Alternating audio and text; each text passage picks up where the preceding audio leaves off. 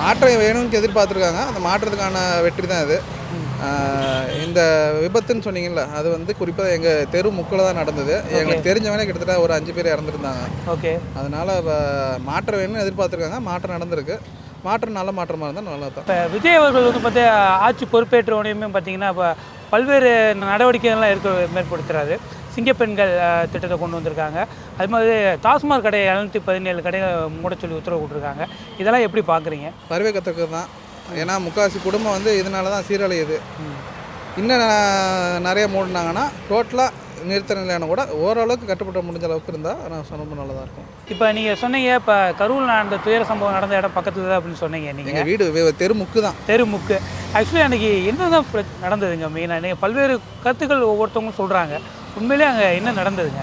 நானுமே அப்போ அங்கே இல்லை, நான் மதுரையிலேருந்து வந்துக்கிட்டு இருந்தேன். சரி. நான் வந்ததுக்கப்புறம் தான் இதே நியூஸ் நடந்தது. ஆனால் முக்கால்வாசி சொல்கிறது கூட்ட நெரிசல் தான். தகர சீட்டு, அந்த தகர சீட்டில் வந்து நான் பசங்க ஏறிட்டாங்க எல்லாம் நிறைய பேர்.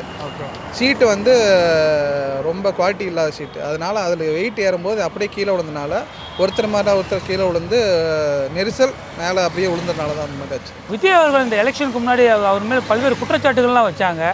அவர்லாம் ஒரு நடிகர், அவர் கூத்தாடி அப்படிலாம் பல்வேறு கடுமையான சொற்கள்லாம் சொல்லி அவரெல்லாம் அரசியலுக்கு லாய்க்கலாம்லாம் சொன்னாங்க. அதெல்லாம் தாண்டி மக்கள் அவருக்கு ஒரு வெற்றி வாய்ப்பை கொடுத்துருக்காங்க. இது எப்படி பார்க்குறீங்க? எம்ஜிஆரும் நடிகராக இருந்து வந்தவர் தான். அதனால் அவரையும் நம்ம எதுவும் சொல்ல முடியாது. விஜயகாந்தை நம்ம அப்படி தான் சொல்லி விட்டுட்டோம். விஜயும் அப்படி விடக்கூடாதுன்னு நம்ம மக்கள் தீர்மானிச்சிருக்கிறாங்க. அதுதான் நல்லது நடந்தால் ஓகே. யார் இவங்க வரணும் அவங்க வரணும் இல்லை. இப்போ அரசியலாக சரி, நியூஸு எந்த ஃபீல்டில் இருந்தாலும் சரி, அவங்க வரவங்க நல்லது பண்ணணும், அவ்வளோதான்.